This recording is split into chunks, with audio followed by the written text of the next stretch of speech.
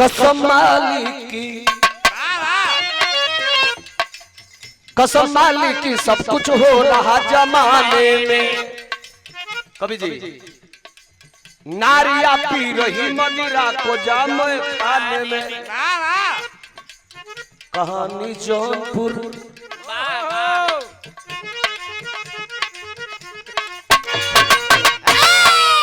कहानी जौनपुर की आपको सुनाता हूँ, झूठ ना मानना ये सच्ची गीत गाता हूँ। मड़ैया गांव में, मड़ैया गांव में एक जोखन बिंद रहते थे, तू दो बच्चे लेकर गुजर बसर करते थे। बेटा नाचता, बेटा नाचता थी, बेटा नाचता था बाजा वाली टोली में।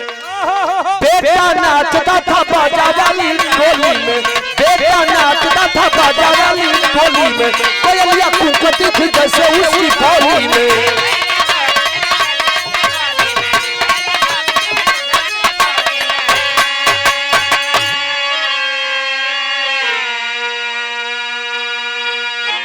जौनपुर जिला के अंतर्गत मड़ई गांव का रहे वाला जोखन बिंद जेकर दुई बेटा बेटी,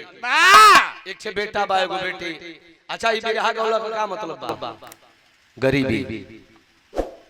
यूट्यूब चलोला का मतलब बा? हां गरीबी। रात भर जागला का मतलब बा? गरीबी। गरीबी ई पेट ना रही साला तो भेंट ना होई। हां रवीना रात सोते खाते रे पहले, लेकिन रात अच्छी छी याद नहीं जा। हाय हां माइक जैसन भी रहे। हां आखिरकार हाई देखा जोखन बिन गरीब आदमी बाड़ा, लइकियो जवान हो चलल बिया, लइका वो जवान हो चलल बा, लेकिन गरीबी के चलते बड़ा निमन बार रखले रहल बा। ए घरी लइका हाई बारवा ढेर रखतन स, हाई जोन पहचान बा हिंदुस्तान के छिल वाले तन स। हां अच्छा बैंड पार्टी में वो झुनझुना बजावे 200 पर, तुमसे मिलने को दिल करता है रे ममा।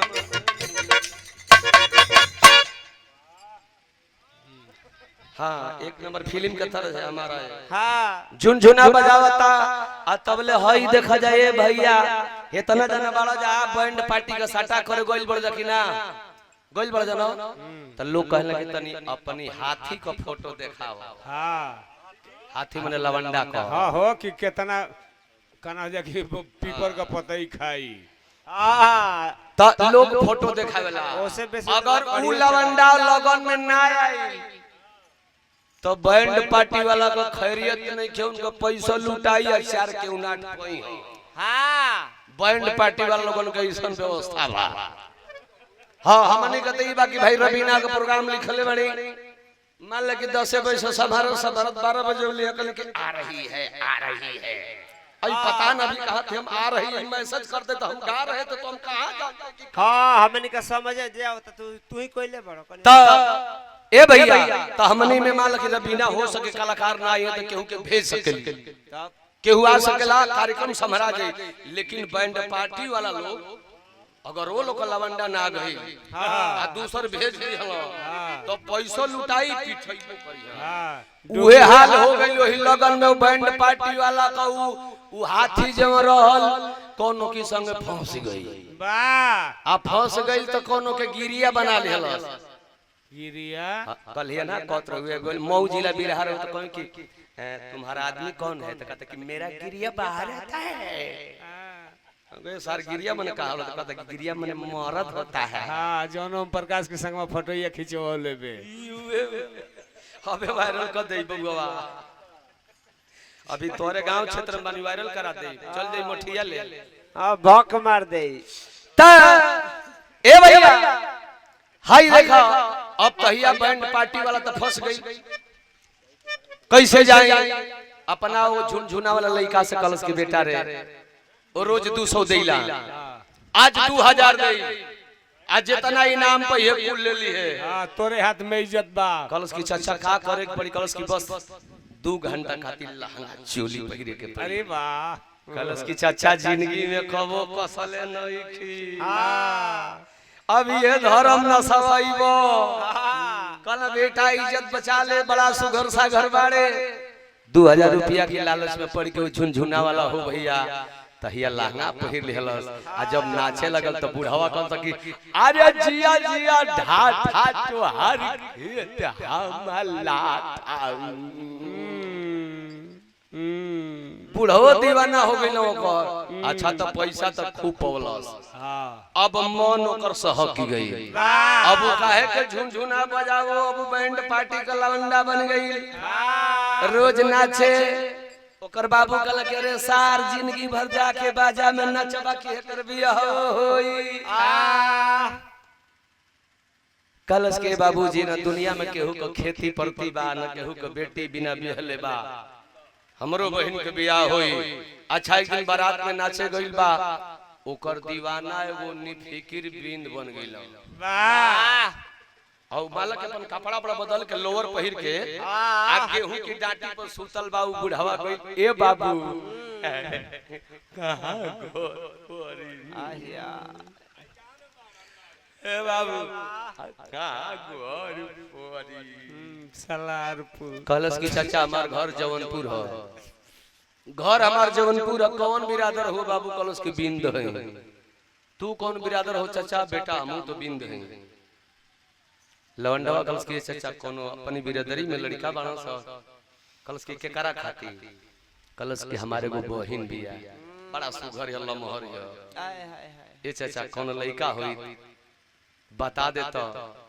अब बूढ़ा सोचता कि का कोरी हमार लड़का फौज में रहेला हाय हाय हाय अगर ये करीब बहिन से बियाह है अपनी हम लड़का को खो देतनी हां तो एकरा से हमार बियाह हम हो जाई तो मान लो हमारी लड़का का सेटिंग जाए गरीब बहिन से हो जाई हमार काम ये से चली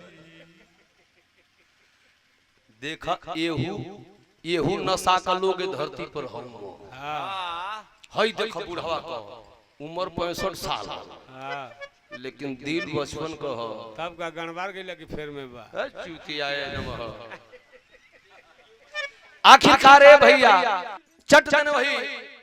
बरतिया में से पंडित जी बोलाई के गणना बनाना गिनवाई के हई देख लवंडा बड़ी चढ़ा खोलो चट दिन अपना बहन के बियाह न दुल्हा देखलस न कुछ सोचत कि जब जन लइका के सरकार पसंद के लिए साला कितना ओकर छानबीन नीचे से ऊपर ले मय भइल होई एक गो रोआ के छानबीन भइल होई तनी गोर चाहे करिया इहे न होई फौजी है ना बियाह के दहलस आ जैसे ही बारात सज के 70पुर से सलारपुर में आइल है ऐसा ही बारात सजाई के निफिकिर बिंद अपने बेटवा के लेके बारात आ गइल है कहां भैया मड़ई गांव जौनपुर में बारात जब गई मास्टर द्वार पर बाजा बाजे लगल दुख तो हो गेल केहू के न के जंत्र के हाय हाय हाय हाय ओही गांव में के कुटनी रह कुटनी कलश की दादा रे दादा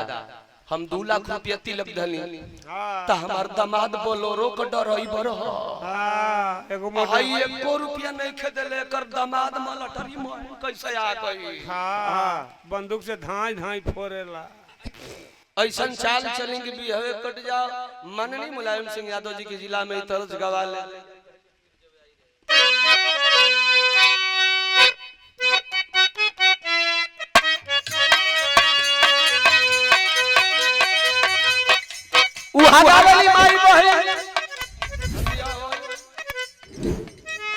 माननीय मुलायम सिंह जी की जिला में गावेली है मास्टरवा बड़ास किती आता है काहे रे बाबू काहे से कि बजावा उतना तेज बोलता है उतना तो बजावा तो हर पीछे वाला बोलता है आइए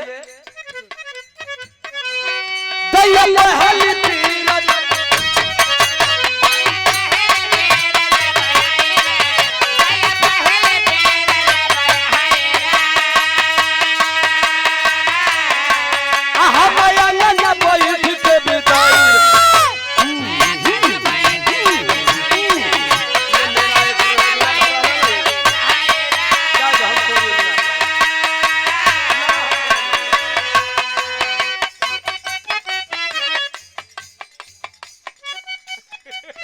खिसियाली रे रबीना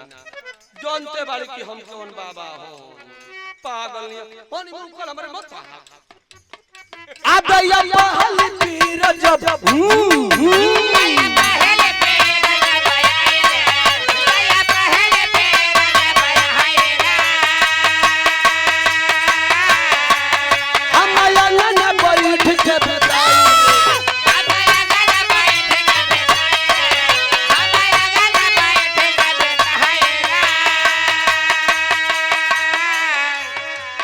मर गया दैया रे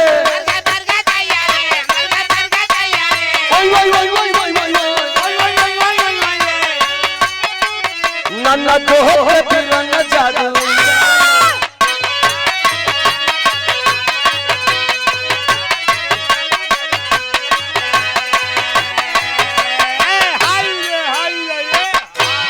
हम मनोज के ताल पर नाच रहे तो बिगाड़ दिया। हाँ ढोलकिए भैया ना ले ला लेकिन मास्टर द्वार पर बारात रेलवे बाजा बाजा था कुटनी बूढ़ घर में हेल गई। अब कुटनी घर में हेल के वो लड़की से कहत कि बेटी रे तोर करम चढ़ गई तू कहा इतना कच्चा कच्चा बाड़ी तोर मरो दड़ी पोखा अगले बेटी। हाँ उ केहू तरह कथी खावा ठेलता जहाँ मघरिया चुअले बेटी आई ठाई के मर जाई तोर माटी अलकचरे पड़ जाई रे बही। चढ़ावत बढ़ावतिया कहतिया का कहे का भैया अरे फुटल किस्मत तोहार मोरी बेटी हो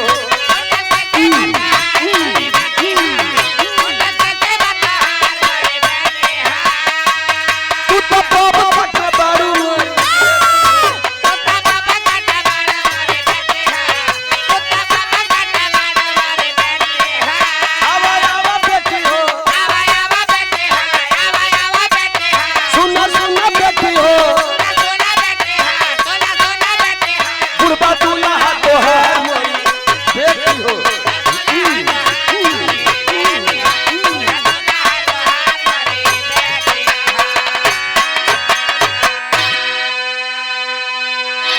ए बेटी तू कहा इतना क्रीम पाउडर लगा के अम्रपाली की बहन ने लगाताड़ी आ तोहार मरद अमरीश 5 लड़का का बाप का उम्र बा अमरीश पुरियो ले बढ़ के बा। अच्छा कौन लड़की केतनो गरीब के बेटी होई ए भैया ई बात के तो मंजूर नहीं करी एकदम ताव चढ़ौलस कलश की बेटी तू हमार लड़की रहतू न शादी ना करती उसे भले वो फौजी बा लेकिन बूढ़ बारे बेटी तोर बाप भी दुल्हा नहीं खे देखले तोर भाई भी नहीं खे देखले दान दहेज देहला खाती एगो बुढ़ंगा से तोर बियाह तय कइले बड़न सब वाह अब लड़की वही कोना में हां फुला के बैठ गई। अरे बाप रे बाप उठ सुभगिया ए सुभगिया उठ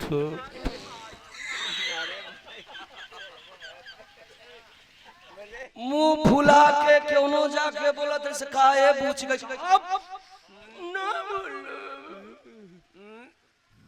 दुल्हा बारात लेके दुआरी पर आइल हो बाजा बजता पर छौना होता घर में लड़की मुंह फुला के बैठल है पता न बुझाओ ओकरा पर विपद पड़ गेल बताओ कुटनी जाके भर देले हो आखिर भैया हाय देखा बाबूजी गई ने पूछे बेटी का भाई कैसन बैठल रे गाले से हाथ लगा के आई बर का पान घर में हेल गइला तू अब बर का पानी कबे के घर में गइल नहिली ना कल के खबरदार बाबूजी घर से बाहर निकल जा नहीं तो भुला जा कि तू हमर बाप होगा कलश की बेटी भइल का बाप हाथ जोड़ के अपना बेटी के सामने को बात कहता टेरी लगता मास्टर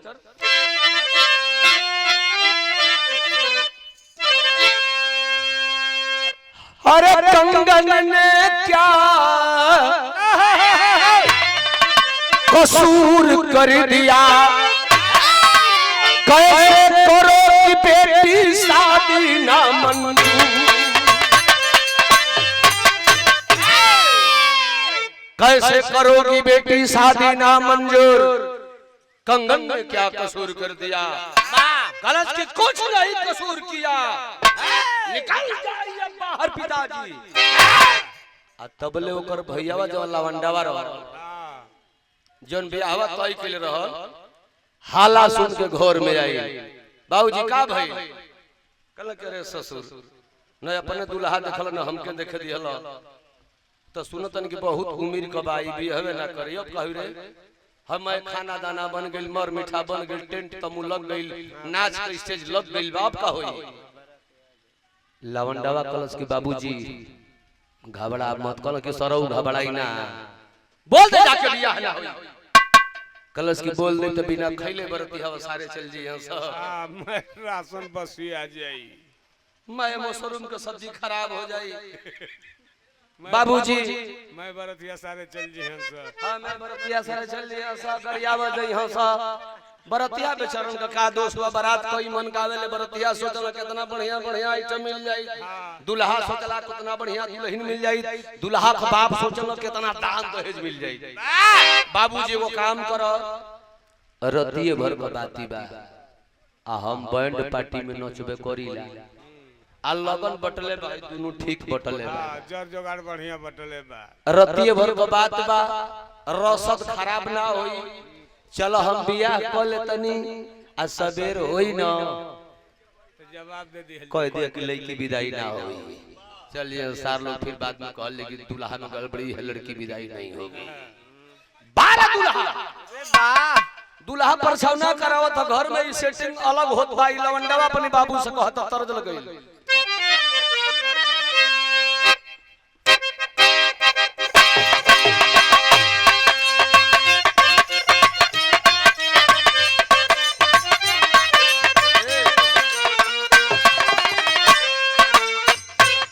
बारे तरज।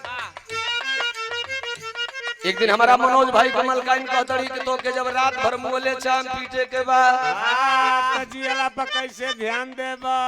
जा जा तनी हम दिल्ली माई बाबू के रहो, जात बानी नई हर, जात बानी नई हर, हम बड़ा दुख दे अकेले रह रे जऊ हो, बड़ा माजले अकेले रह जऊ हो,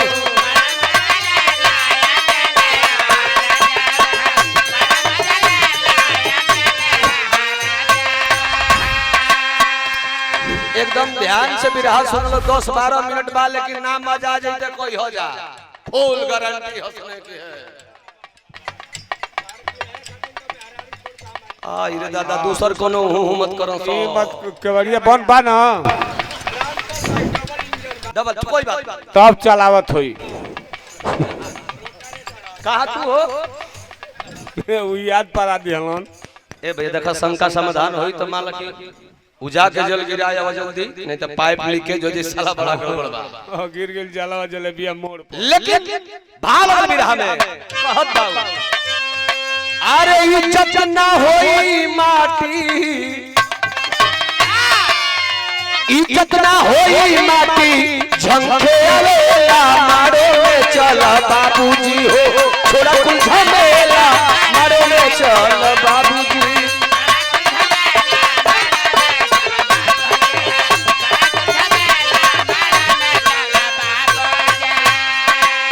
ए बाबूजी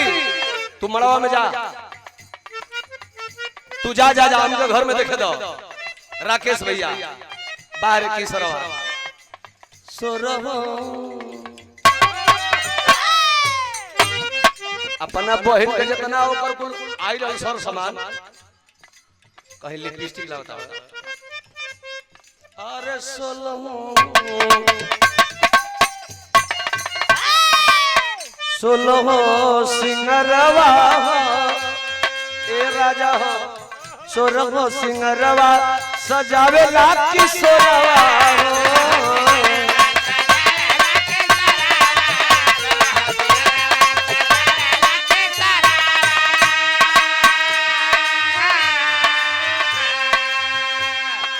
सोरहो सिंगरवा सजावे ला किशोरवा,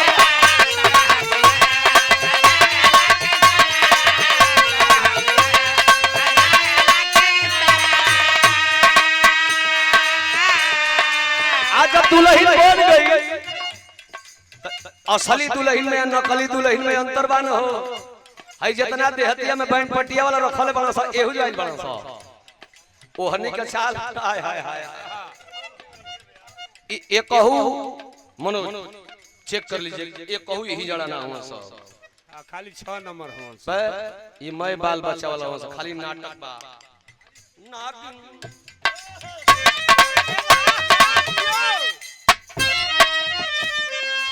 नागिन सी चाल बन गई बा दुल्हन। पंडित जी कहला कि जल्दी लड़की को बुलाया जाए विवाह का मुहूर्त निकलता जा रहा है। अब रकेशवा किशोरवा दुल्हन बनल बा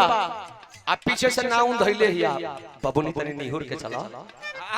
बाबूनी ढेर लम्हर मत बनो के तनो धइले ह नौनी लगी तब छटके ना भैया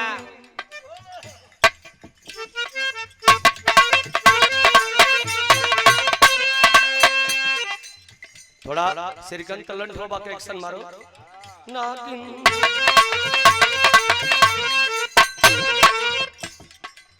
नागिन सी चाल चल के घूमे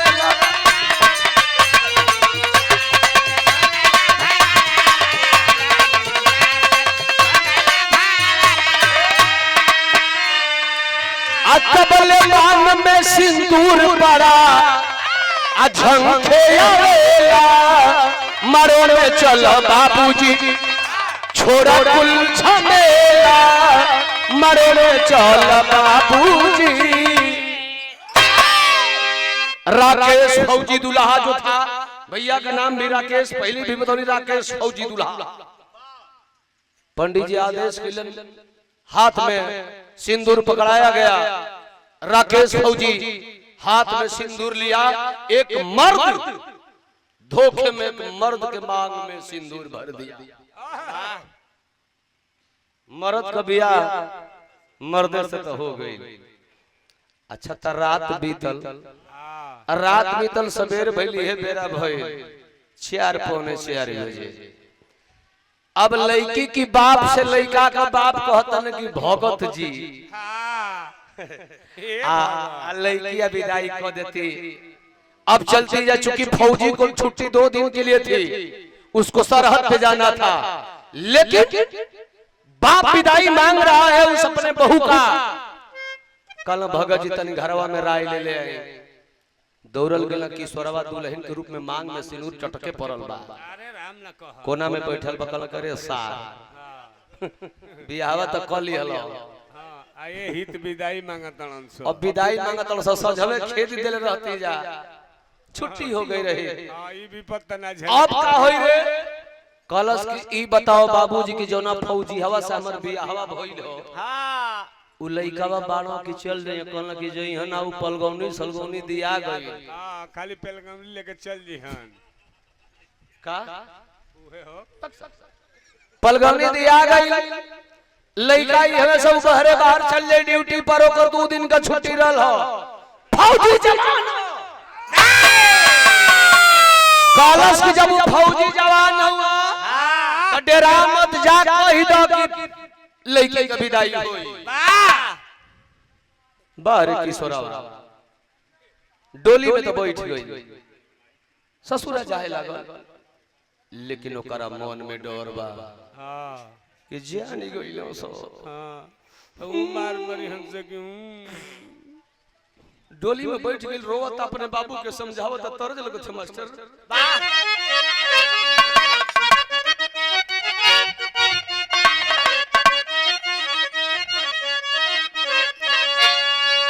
ये हमारे राकेश भैया कमल का निगावेली कि आजा एकदसिया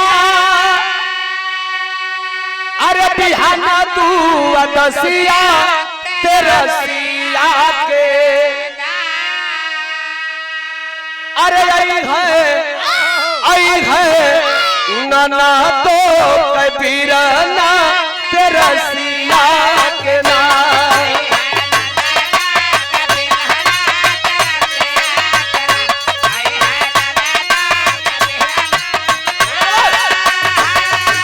तेरसिया के ना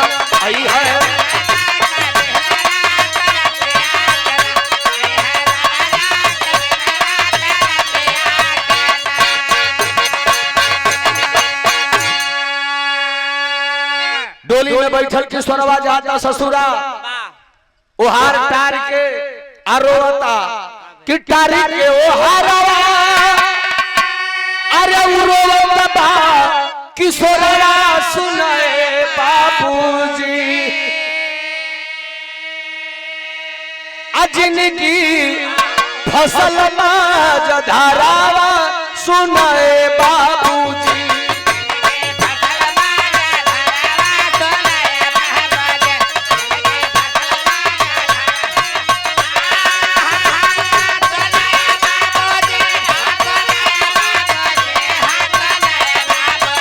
जिनकी फसल माज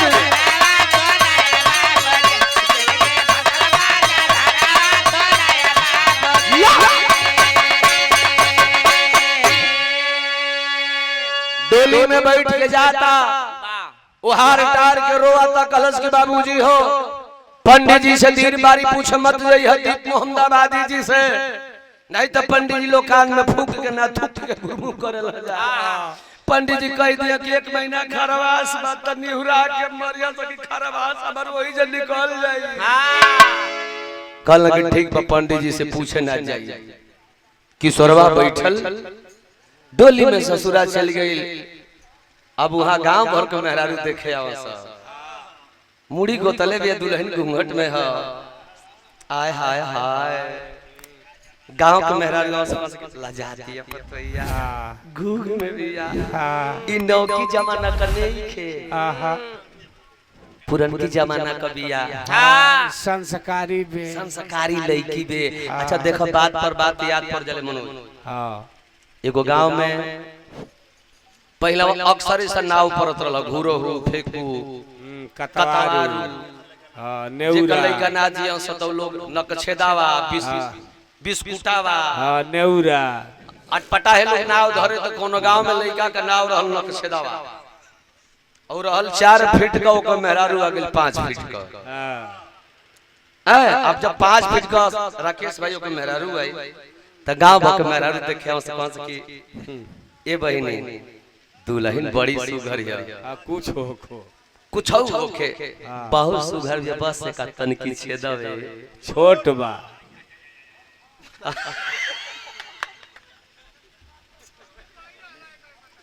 हाँ माने 60 काट में जैसे ना हम बानी त हम राम कोलनावा गांव में पुरानिया लोग अरे केवला हां तो 60 काट में कुछ लोग कह देला त ओइसा ही होके न के छेदावा कहे में लोग देरी करे तो ए छेदावा सुन नाक छेदैले रहल तोरे गांव में छेदना बा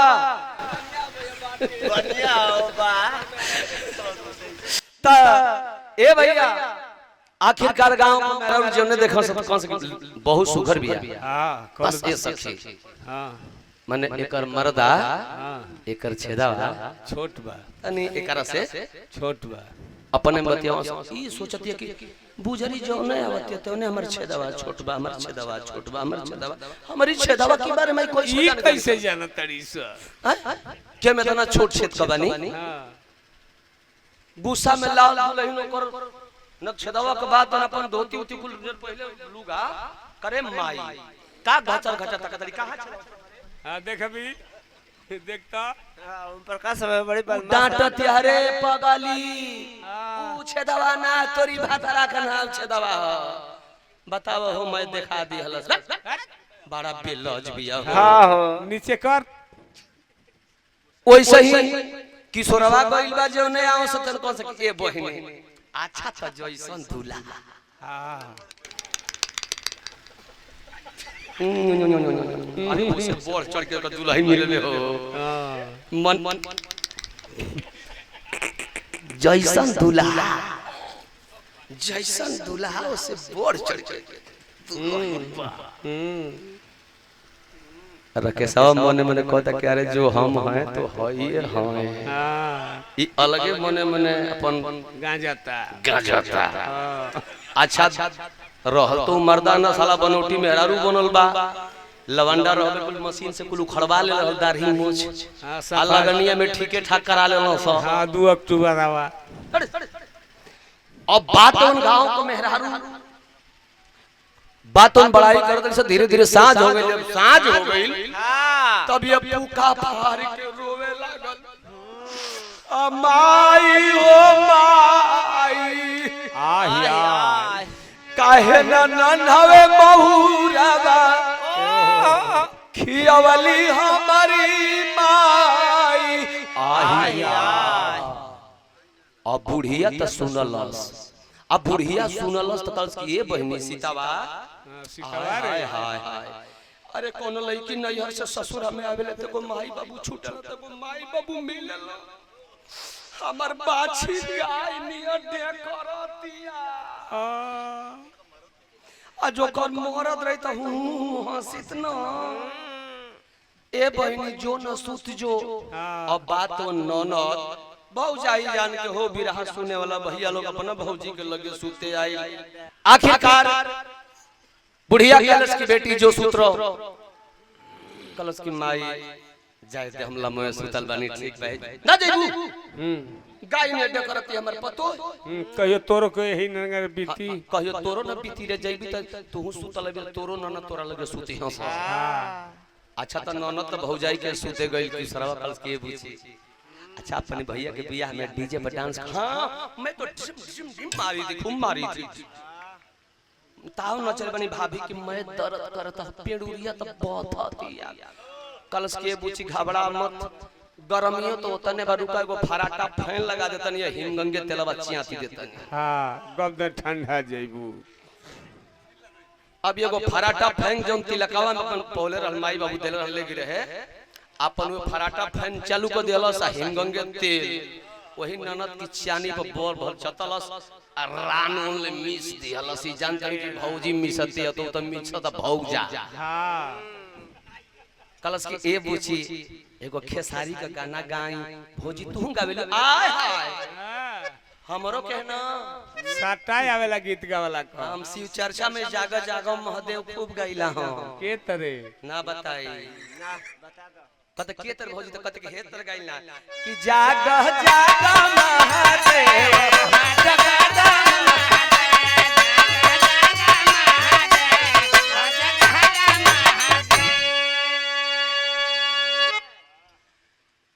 रे भौजी तू नचत तो बाड़ी कुल काला देखावता उता काला ही देखावे कि गप नहीं सूतोस इनका नींद लागो तेल शादी दिहलस पंखा चला देलस ननद थोड़ी घरी ले भौजाई का डांस न खड़ा देखलस ओकरी बाद चट देने नींद आ गई हारमोनिया करे बुला गइल अब नींद आ के सांस लेवे लगली त किशोरवा के चैन काहे के मिलो आगी या खर एके जगह रखाइल बरे मनोज चलो पर जाए रे वाह साला केतनो ओद खर रहल देखल ना नीचे गोंठी का आगी ददा ऊपर से दूब नोच के गाजी दो हां वो पर जाइया सुनगा भौंक देना भरी जाई धुआं भौंक देना आगी तो भरी गई आगी भर गेल त विदेशिया लग गई वाह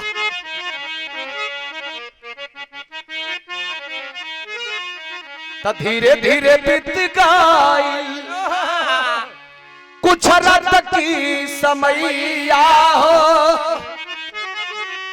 मनवा में जुगुती लगावे रे किशोरा जब किशोवन आईली भौजी संग से जरिया हो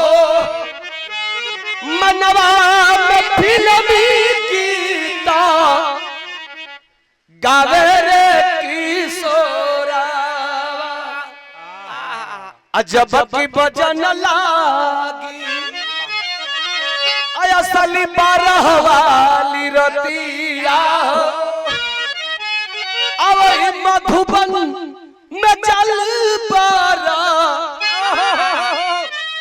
सावरे किशोरा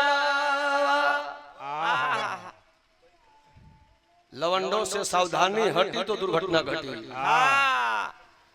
पहले तो दुर्घटना करत न सही बोझे वाला लोग की घर वाला ड्रामा खेलत खेलत गब ने कंफायर मार लगा तन सो मने मजा पानी वही जगह में अगल बगल में लइकन के बिगाड़ देता हूं सब वही में तू हटना मत भाई सटना मत धोखा हो जाएगा। आखिरकार रह लवंडा साला वो लड़की के संग चुतिया गिरी का दहलस झुर झुर झुर झुर सवेरे पुरवैया हवा बहतिया आ करते हैं अरे राम न कह अरे बाप रे माई हाँ नवरत्ना लेबू का लेकिन सोचत है कि आखिर वो लड़की हमहू लड़की तो कांड कैसे होई हाँ एक शंका तो भइल बा सुतल मुहले खई साला सुतल में कांड कइले रहल कौन सपना तो ना देख लिहलस सोचत है कि हो सके सपना में कांड हो गया होगा कहू से केहू से नहीं खेकत साँझ फिर भइल फिर पुका फाड़ के साला लवंडा रोए लागल बुढ़िया कलश के बेटी जो सूत्र देख न फिर डकरतिया लइकिया हाथ जोड़ जोड़ कलश की मम्मी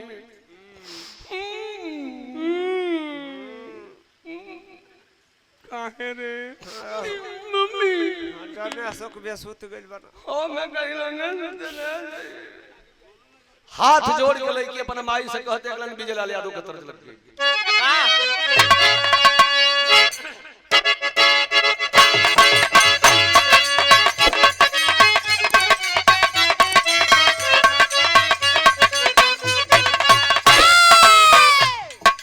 का जोड़ी बनाई आजकल जोड़ी बनती है पर्द में टूट जाती है जोड़ी रही थी विजय लाल यादव अनीता राज की विजय लाल जी सवाल करे रबीना नहीं देखेगी तो फिर बाद में पछताएगी विजयी कहे ए अनीता चढ़ल जवानी पाके गोरी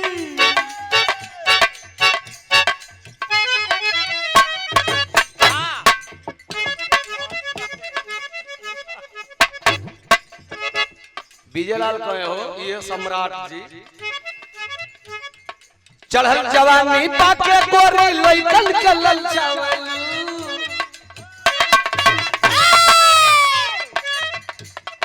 चढ़ल जवानी पाके गोरी लइकन के ललचावेलू ओढ़नी तरवा काबा तोहरा काहे न देखावे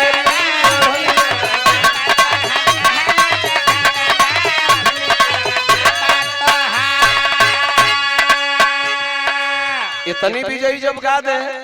तो अनीता का हे विजयी सुना ढेर बनना मत ढेर बनना मत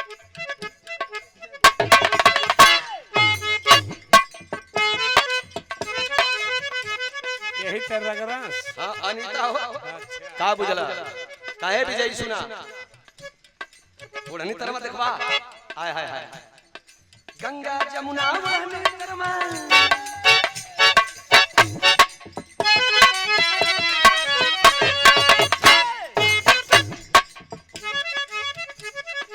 गंगा जमुना वहने तरवा एक जमाना जानला काम निकल गई रे बरबरा ड्राइवर बहुत बदमाश होते हैं हाँ निमन माल आगे बैठाते हैं लोग खाली पोई पाई पोई पाई पोई पाई पोई पाई हाँ गंगा जमुना वहनी तरवा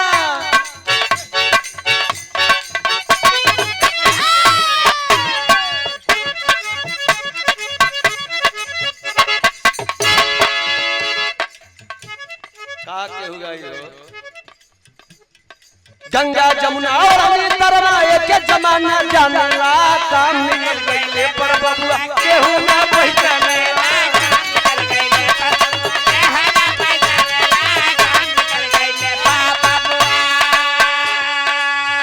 हाथ जोड़ के लेके अपन माई से कहतिया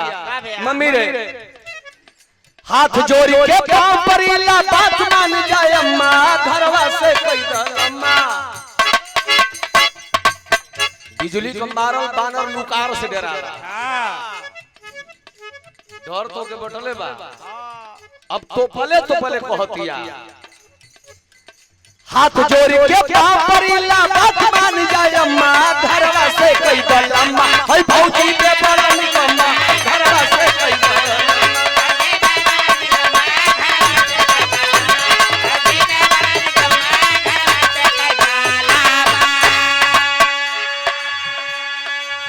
ए मम्मी हम करी लगे ना जाई महतरिया कलश काहे रे तो पले कहतिया मम्मी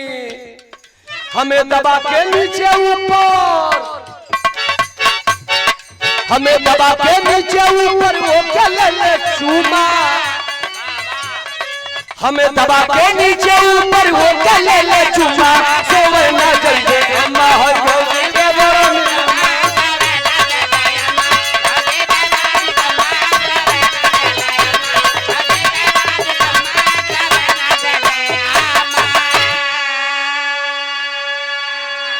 मम्मी हम ना जाई सुतला में चुम्मा लेती है, सरे पागल लड़की भौजाई हो। हां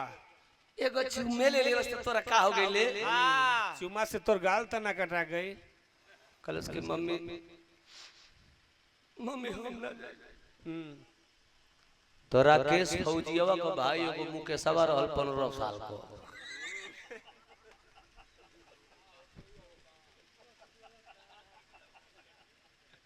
मुकेशवा कलश की माई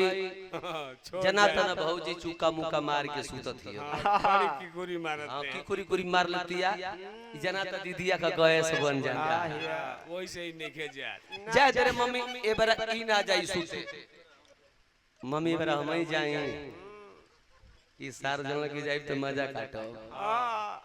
गइलन तई नहीं के नवरत्न तेल चतलास। कल की बबुआ डीजे बजा। हाँ भाभी मैं तो 2-3 बियर भी पिया था। मैं इतना बियर पिया 4-5 बेटी तो हम बरतियों सब बांट दिया था। वाह सब मस्ती में झम सब डांस हुआ था। गाड़ा कर दिल बड़ी भैया के बियाह में। तू ना देखो बबुआ जी हम कैसे देखा त दुल्हन बन के घर में रहमी। उसकी ए बबू जता आवा नवरत्न तेलावा तोरो के छियाते दे फराटा फाइनल लगा दे। अच्छा ते इ नहो के अपन सेटिंग मीटिंग कॉल हलस यो हित सिहरइले रहव। इ त जानला कि भौजी की कोरा में सुतल बनी पूरा छभक के धके। हां हां माय खा होई कोरा ना ह। चलो दही बारा रात चॉकलेटो भेटाई। ए मुकेश मुकेशवा रे सूत गेले का बाऊ।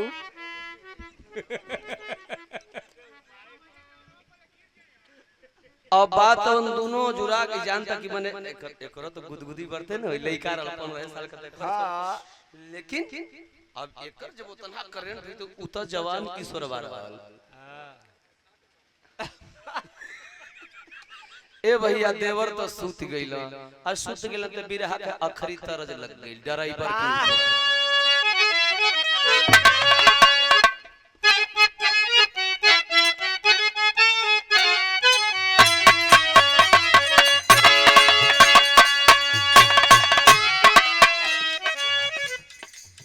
ई खाली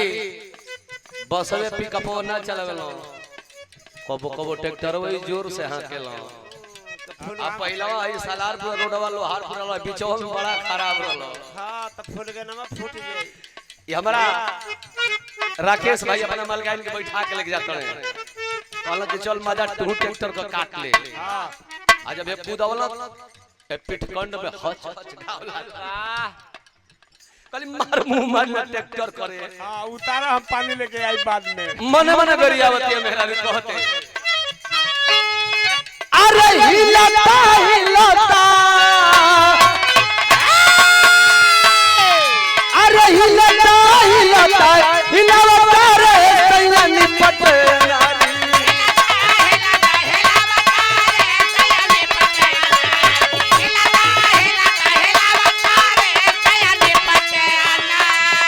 अरे हिलता हिलता हिलता रे सैया निपट नारी। गचकी में डाल गचका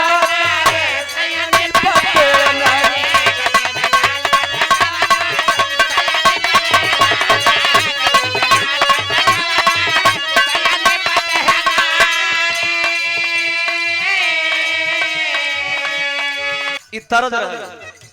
लेकिन बिरहा में भाव लगल बा। हे देवरू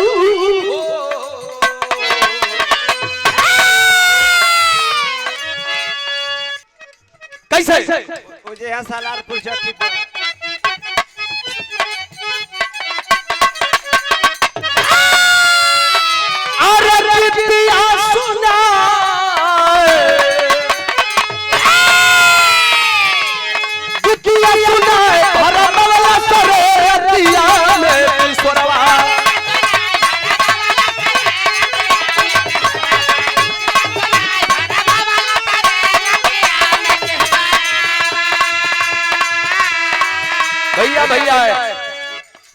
तनी उनके बैठाओ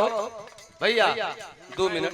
बैठा भैया हई कांडवा देखो हई कांडवा मरद से मरद का कांड हो अरे कितिया सुनाए भरत वाला सरे रतिया में किशोरवा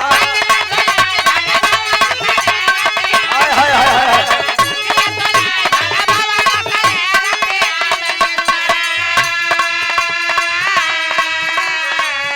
अरे सुतल में भाला सुतल में अरे सुतल में डफल बजावल सरे रतिया में किशोरवा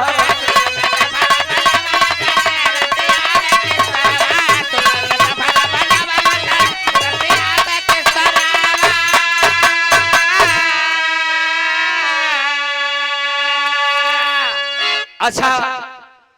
रहल लइका किशोरवा रहल लइका देवर जब सुत गेल देवर पे हे पहलवान देखो मतलब कांड भइले जा बात मत करो हां तल्ला माला में कुर्सी कलो जा जे ही किशोरवा हां कदम आई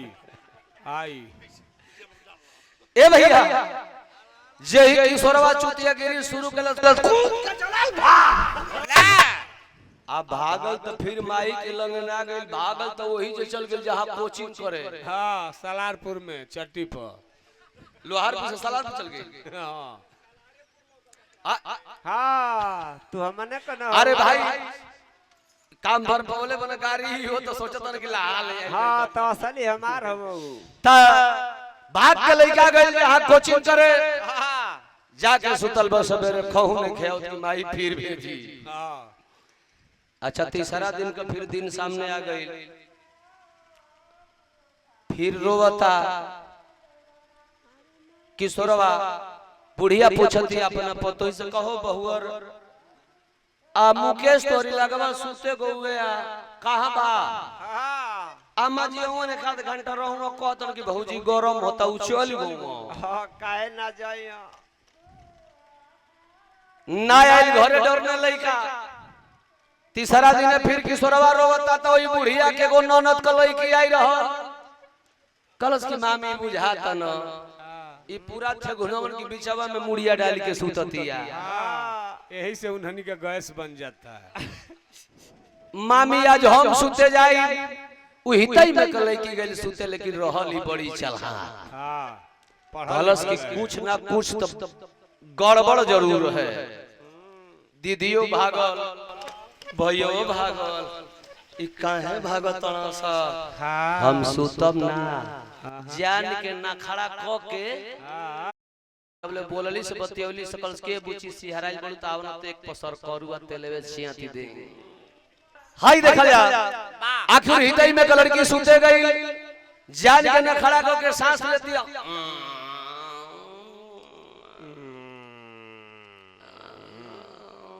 पेटवा काहे के खजू आ उ जैसे जैसे किशोरवा हाथवा बढ़ावे त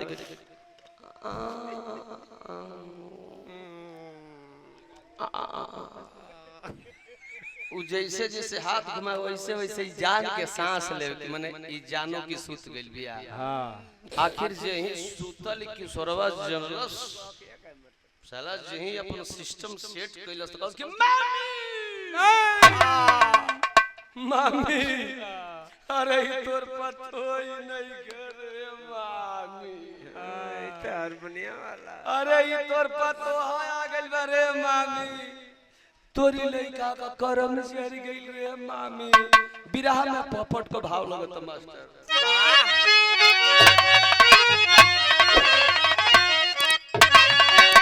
अरे सजिया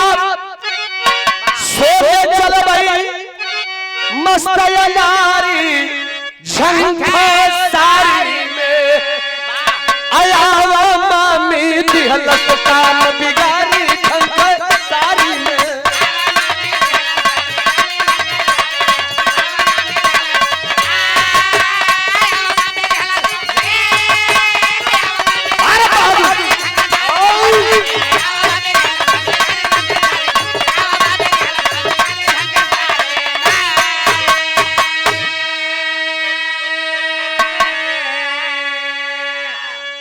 ए मामी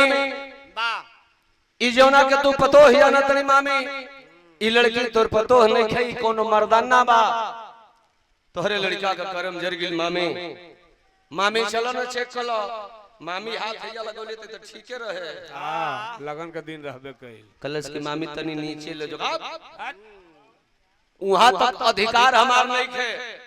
महतारी कलश के कर परीक्षा हमार फौजी बेटा ले माई तत्काल फोन कैली अपने फौजी बेटा के है बेटा घरे आजा तोहर बाबूजी मर गए बेटा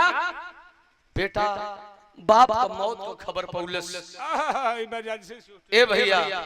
आखिर भइल का बिरहा में अल्लाह का भाव लगत बा वाह अरे ओही रे समैया बाबू अरे ले अइलन चौथिया भैया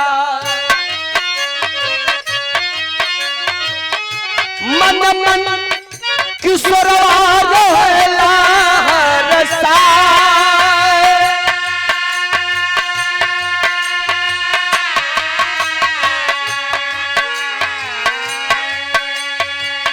अरे माई पठवली ताप बेटा के खबर आए बाबू अरे मर गई बाबू बेटा घरवा जई बया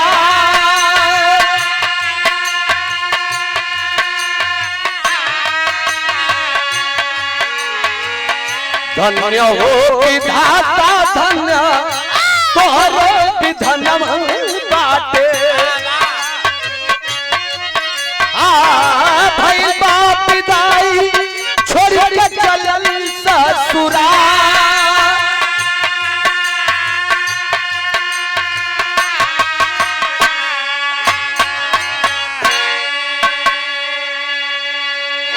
बुढ़िया का वो बेटा फौजी खबर पौलस चल दिया सरहद से घर आने के लिए एहर घरवा तबले जो खन बिंद पहुंच गईला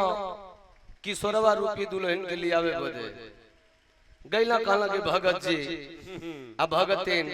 हाँ एक दिन खातिर लिए आई लो जा 3 दिन बीत गईला चौथी रात चढ़त है बुढ़ऊ सोचतन रोके के बुढ़िया कलश की छोड़ा ना बक सब बिलार मुर्गा बाण होकर रही हो मैं घर के इज्जत न सागे लगो हम तू बसल बनी जा हटावा बलाई हटावे के माई छठ दिन विदाई कर देली हो जो खन बिंद ले कैलन डहरी में कल करे सारे जात के लवंडा वे गइरल है लड़की के ससुरा हां कैसे कुल बीतल है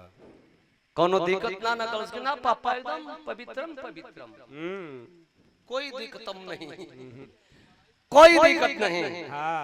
आखिर लेके चलिए घरे घरे आके अपन फिर बैंड पार्टी में जाके अपन नाच गान करे लगे आ तबले राकेश फौजी घरे आई माई तो कहले रहली कि तोर बाबू मर गेल नहीं पर छुट्टी मिलल रहल आई तो बाबूजी बैठ के हुक्का पियत रह हां के तरे कूद के भागल कलश की माई रे दुआरवा पे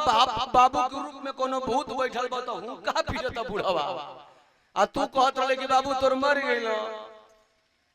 बुढ़िया कल के बेटा मरल नहीं खा तोहर बाबू जियत न घरवा के इज्जतिया न सहा गइलिए लाल उ तोहर मेहरारू नहीं खे आई उ तोहर मेहरारा आ गइला कलश की माई फौजी रा दिमाग ओकर घूम गई का कहतड़ी हम जाते आजे ओके लेके आई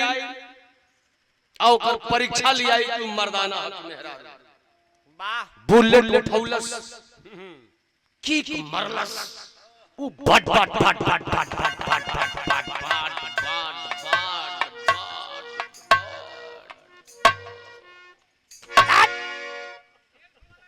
ना सेल्फ पूरन की बुलेट रहे हां मारा के चोक बन हो जा मार के बट बटावत कोई द्वार पर जाई के जो खन बिन के लगौलस बुलेट धूपी चश्मा लगौले बा वाह चश्मा के ऊपर के लस हई देख संजोग द्वार पर उहे झाड़ू मारतिया केवल सुभगिया ओकर असली मेहरुआ हां झाड़ू मारतिया कल हेलो जोखन बिंद जी का घर यही है ना कलश के? हाँ ये क्या बात है, कौन हित ही है का फौजिया कलश के हित ही? क्या इस परिवार की तुम नहीं हो क्या? तुम नहीं पहचान रही हो? अभी 4-5 दिन पहले मेरी शादी हुई, क्या तुम शादी में नहीं थी? कलश के ना हम ना रह। मैं राकेश हूँ, राकेश फौजी जोखन बिंद का दामाद।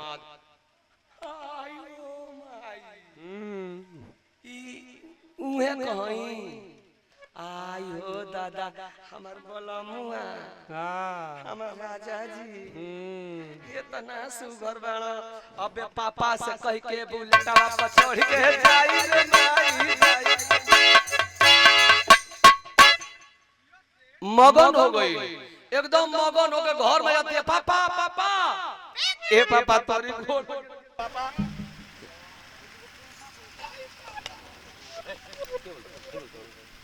मत बोला फालतू ना बोल जाला। पापा से कह के जाई गई पापा के लगे कलश की पापा पापा हम गलती के लिए मेरी शादी ना करनी हूं फलनिया का कि हमके चढ़ौलस बढ़ौलस कलश के तोर मरद बूढ़बा पापा कान धरती पापा जिंदगी में कबो तोहार बात के काटम ना हो पापा बस हमरा के जाए दो पापा। कहला के रे हमरे लगे कुछो व्यवस्था नहीं कर कलश की पापा 1 किलो जिलेबी किन द पापा लेकिन हम जाई तुम देखला के बाद जीव काहे के मानो हाई देखा जा पापा से कह के बुलेट पर बैठ के जाए लगल बुलेट पर बैठा के फौजी दूसरे नशा में रहल माई के समझा के गई रहल हां के तर की मारलस भैया माई के समझा के सबके इकट्ठा के ले रही है बगीचा में प्रधान जी को बुला लिया की धाक के स्लेटर मारा भाई पट पट पट पट पट पट पट पट डिश भी देख रहे मारे कि ना ठोकर ओकर पर चूई जब भी रखवा लागे फिर छोड़ दे आ फिर झटका से छोड़ दे। ये कह कि जी इतना रेप क्यों ब्रेक मारते हैं कलश की साली? ब्रेक मारने की बात कर रही हो? हमारे घर में आकर के तुम इज्जत नाश कर गई हो और ब्रेक मारने की बात बोल रही हो? फौजी ने बात दम करम बा चलो वहां गियर लगा। अब मने मने सोचती है कि आई हो दादा गलती कैला भैया सजा भोगी सुभगिया लिया के घरे लोगन के भीड़ लगल बा मेहरारू कुल अपन वो लड़की के चेक के लिए तो भैया वो वास्तव में लड़की रहलू लड़का तो रहे ना वो तो ओ बेरी होकर भैयावा न गई रहल। प्रधान जी भी डांटे लगल अरे रखे सवा तोर परिवार के लोग पढ़ल लिखल नहीं थे तू तो एगो शिक्षित लड़का बाड़े फौजी बाड़े आ तू अपना बेटी अपना पत्नी के ए तरह दशा करौले फौजी के दिमाग घूम गई मेहरारू को बाएं धइलस घिसरा के लेके जाए लगल सरहद पर माई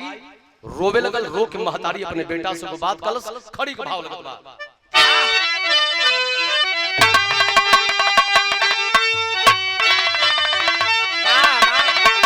अरे रे तबले सुभगिया जे चलले लिया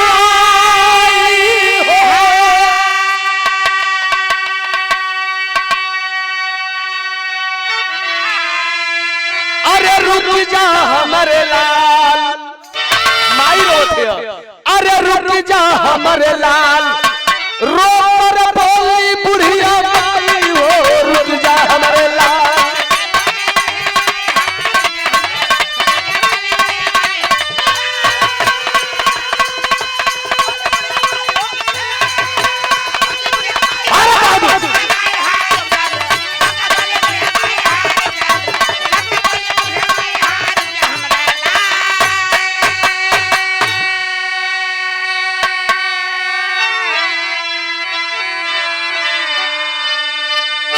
तबले सुभगिया के चलले ली आई हो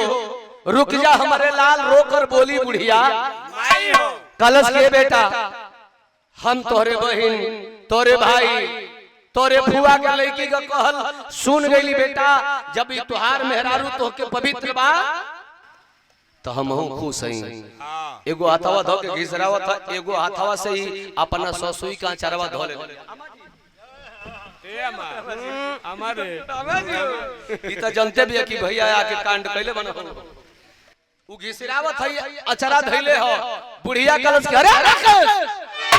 अरे लइकन की बतिया पर दिहली ना ध्यान हो अब बहु बेटी ओली सब कर एक ही समान हो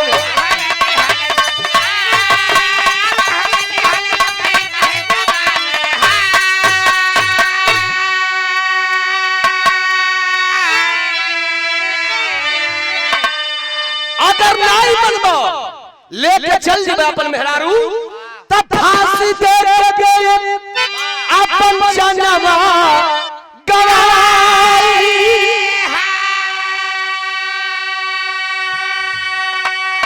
अरे रुक जा हमारे लाल रो कर बोली बुढ़िया माई वो रुक जा हमारे लाल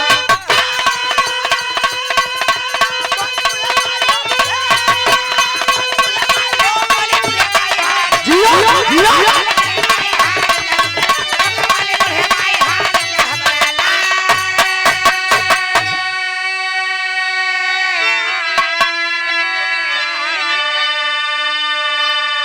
आखिर राकेश फौजी माई के बात मन लह छुट्टी बढ़ो एक आध महीना छुट्टी कटलन घरे ते बिरहा तो शीर्षक रहल विश्वास में धोखा।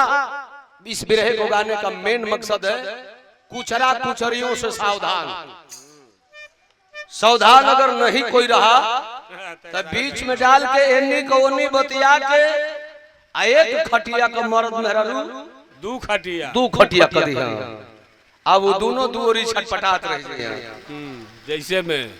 जैसे में तू है तोर मेरा ठीक है। आखिरी भाव जय जयकार गुरु जब तू लौटन की लहरे फुलवारी सुरेश महेंद्र दीप साहब जी सुनिए है गुणकारी कंगन ने क्या कसूर कर दिया घटना बा मशहूर कंगन ने क्या कसूर